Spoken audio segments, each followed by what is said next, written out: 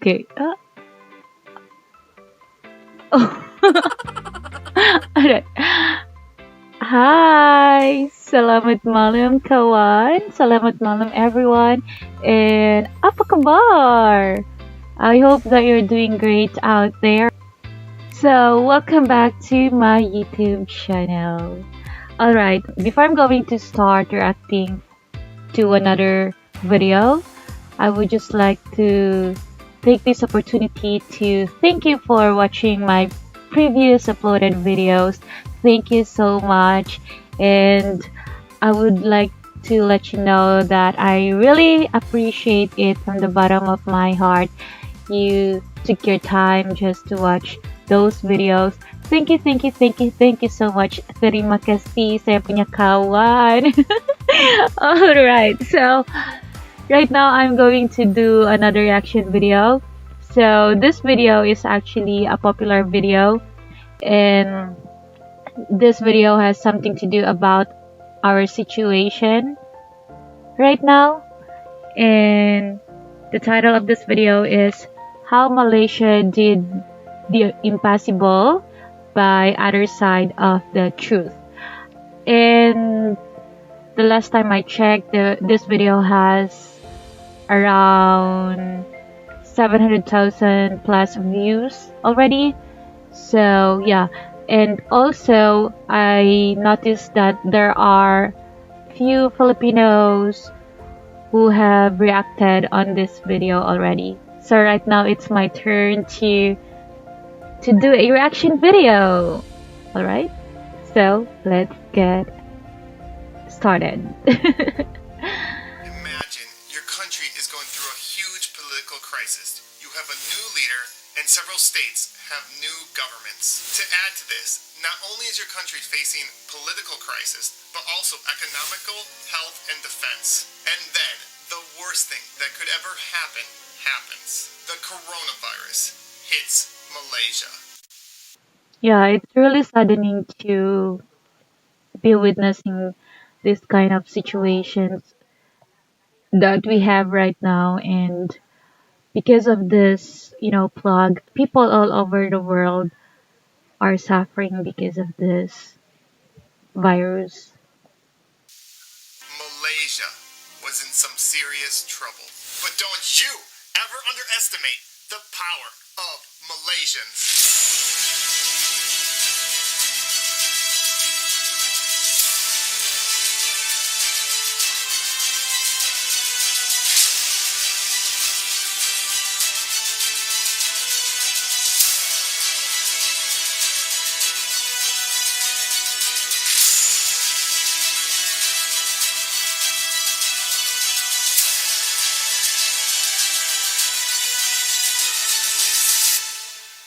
Here are 15 ways that Malaysia did the impossible.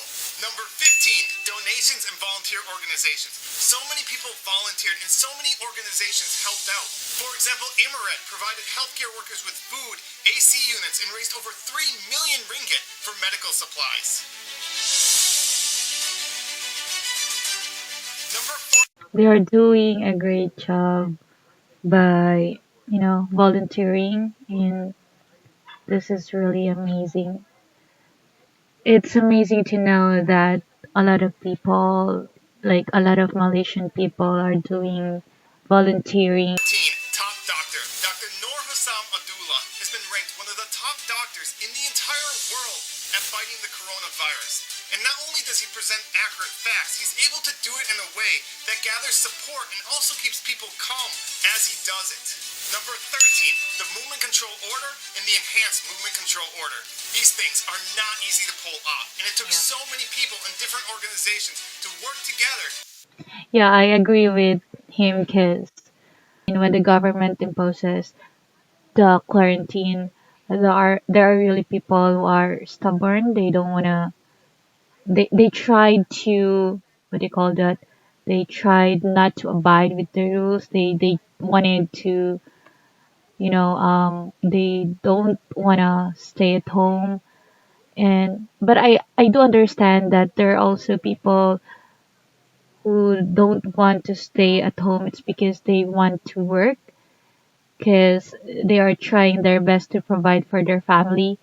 But what I don't agree with are those people who just really wanted to be outside.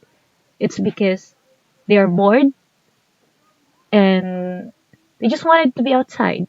And that's just it. That's the reason. And yeah, these are the people who are really stubborn and having quarantine. I know that it's not really easy for the government to impose that because people have a different approach when it comes to things. I mean, there are people who agree to quarantine and there are also who don't, right? Number 12, indirect volunteers. There are so many people that helped out and volunteered and did so many different things, like food delivery. Number 11, building temporary hospitals.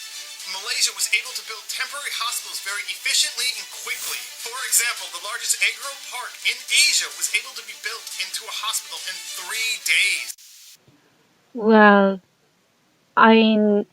their capabilities when it comes to constructions are really excellent. I can really vouch onto that because my papa used to be working in the construction industry before. He was a foreman, and I can really say that, you know, when it comes to construction, they are really doing an excellent job.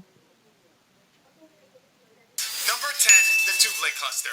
The Tublai cluster complied with any order from MOH. Um, is Tublai like is a specific group in Malaysia, like a Muslim group? Please let me know. Please comment below. What do you mean by Tublai? And they never complained, even though they had to wait long hours in the heat. Number 9, banks. Banks lent to the borrowers for 6 months. Number 8, That's really amazing. At this time, people really need money to buy foods, to buy basic necessities, especially foods and medicines. And it's good to know that the banks in Malaysia, you know, um, they are trying to lend their money to the people of Malaysia. universities. Universities allowed students to stay for free and provided them food as well. Number 7, stipends. Nearly 4 million homes received up to 1,600 ringgit. Number 6, ignored politics. Opposition leaders came together and forgot about politics for the good of Malaysia. Now that is really cool. Yeah. Number I 5, protect. I really agree. That is really cool. Like you're setting aside your political differences just to come together to be as one to fight against the COVID-19. Protecting the most vulnerable. Malaysia did a great job in protecting those that were most vulnerable, homeless and foreign workers. Oh, that's really amazing. It's touching to know that Malaysian people have compassion over the homeless people because they're already less fortunate than we are, and yeah, they also need homes, they also need foods, they also need medication if in case. And it's really amazing to know how the Malaysian government and how the Malaysia the whole Malaysia handle this situation and how they help the homeless and even the foreign workers. They didn't abandon them, it's it's heartwarming. They were put in public halls and provided a tent. Number 4, Malaysians returning home. Malaysians returning home from overseas were provided a free hotel, free Wow. food, and COVID-19 testing during their 2-week quarantine. Number 3, respect for frontline workers. I've never seen so much respect and love for frontline workers. It was so beautiful to see all It's really beautiful to see that people are giving so much respect and support to frontline workers, the frontliners. Because you know what? Their jobs are not really easy, especially the doctors, the respiratory therapists, the nurses, even the janitors in the hospitals. Their jobs are not really easy and they are prone to getting they're prone to getting infected because of the virus. And we really have to be we really have to put in our mind that we should give them so much respect, because if it's not because of them, I don't know. I don't know how the world will be right now, right? And also, let's not forget those other frontliners like the soldiers and even those people who are working in the supermarket. And yeah, they are doing an excellent job to be of service to the people. And it's amazing to see that Malaysian people have a high respect and support to frontliners. I hope people from other countries will follow the examples of Malaysian people of how they are giving values to the frontliners. Because I know there are incidents like frontliners, they are being rejected, they are being, you know, disrespected by people. And it's saddening to know that just because they're working in the hospital, there are really people who don't want to be like come near them, and they see them like some, I don't know, they just see them like they are, even though they are not infected, they already assume that they are. That's how the disrespecting issue comes in because of that. Malaysians gave to the frontline workers. Number 2, fixing the PPE shortage for frontline workers. At the beginning of the crisis, there wasn't enough PPE for all the frontline workers, and so Malaysians took it onto themselves. For example, a fashion designer realized she had a skill set that could be very valuable, and so she took the initiative to organize an entire team. I love how they took their initiative to, create PPE. It seems they are having shortages, PPE shortages, and it's amazing to know that. It's really amazing. And instead of complaining because they don't have it, they really try their best. They found their way to, create their own, right? If you don't have it, then create it. They even use their talents, their skills to create something that are really useful, especially for the frontline workers. To make PPE. Prisoners make PPE. College students make PPE. Even a Malaysian born with no arms didn't let that stop her from making PPE.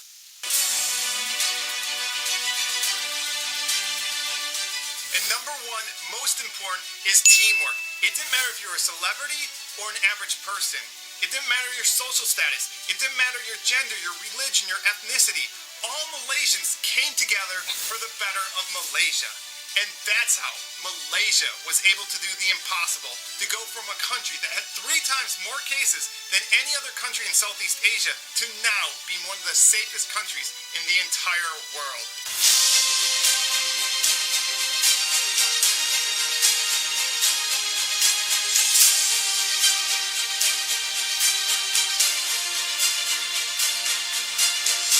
Lastly, I'd like to thank all the Malaysians that helped make this video possible. So many of you wrote to me, sent me videos and pictures, and specifically Pacific Baku, who's a motorcycle rider, let me take lots of his footage, along with Q Productions, who took beautiful drone shots. And you can find links to their channels in the description. So thank you to all of you who helped make this video possible. That's so amazing. Like, that's really amazing to be witnessing that. Yeah, I'm speechless.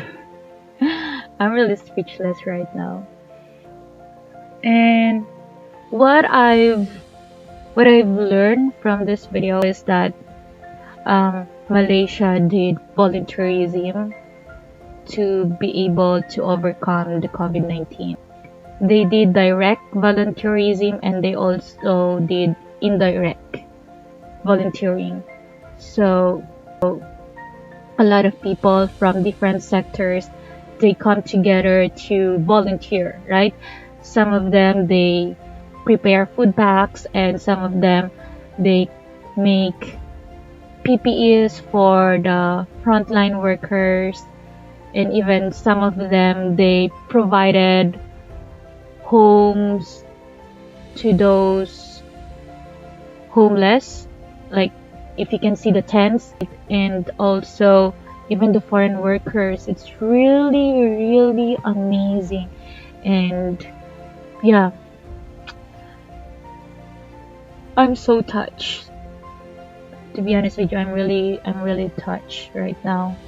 And I love how compassionate their hearts are towards people. And yeah, next is that Malaysian people, they are really disciplined and they abide the rules. They set aside their political differences. They really just follow the government's order during this time, and they just follow the government's protocol. And then I also noticed they set aside their political differences just to come together as one. They became as one and they healed as one and they recovered as one. And it's so amazing. It's beautiful to have witnessed this kind of video. And the bottom line here, if we are just going to set aside our political differences, if we are just going to stop complaining about our situation and start working and start trying to give contribution in order for us to fight against this COVID-19, if you're just going to set aside our animosity towards one person or towards a sector, everything will come well. Like, we will be able to overcome the COVID-19. If the Malaysian people are the living testimony that they were able to, they were able to do the impossible, they were able to overcome this COVID-19, then can also do that, right? If we're just going to be compassionate, we're just going to open our hearts more, set aside our differences, if we stop being stubborn, the impossible will be possible. So that's just it, and thank you so much for watching. And yeah, I don't want to cry because of this video. Alright, so thank you so much for watching, and until next time, I will be reacting to another video soon. And if you have videos that you wanted me to react, please comment below and I'm going to check it out. And yeah, thank you so much for watching. Terima kasih. I'm going to end this video now. Bye!